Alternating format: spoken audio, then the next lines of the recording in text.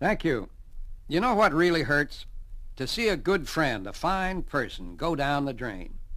I see it happen to acquaintances of mine every so often, and it just about kills me. People with a good education, good looks, generous, fun-loving people who somehow can't do a thing for themselves.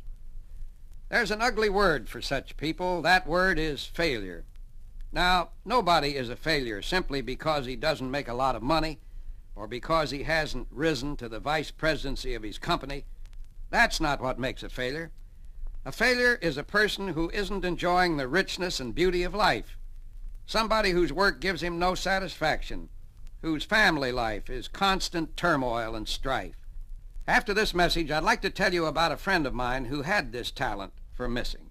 My friend Bob was a big man, but shy, a salesman whose drawing account was at the breaking point. He had an agreeable personality, he was bright as a new penny, he was kind and thoughtful. Yet all of Bob's talents only worked to defeat him time and again, year after year. But then, out of the blue, something rather marvelous happened to Bob. Exactly 1 year after his boss had told him to produce or else, Bob became the company's top producer.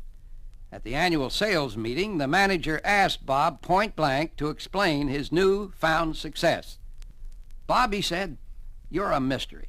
You were always at the bottom in sales. Now you're number one. How did you do it?" "Well," said Bob, "I admit you helped by threatening to let me go if I didn't improve. For the first time in my life, I did some honest thinking about myself and where I was going. I knew I'd have to make a truly drastic change in my whole outlook toward life." What Bob actually did at first was largely symbolic, but it helped him no end.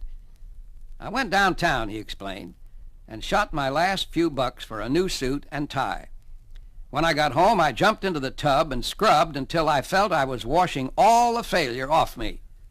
When I looked into the mirror, I thought I saw a brand new me. When I went outside to make my first sale, I just kept thinking of this new person I wanted to be and had glimpsed a bit of in that mirror." When he finished his narrative, you could have heard a pin drop at that sales meeting.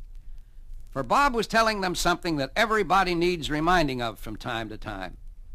That something is that no matter how long a string of failures you have behind you, you have within yourself the stuff to remodel yourself into a success.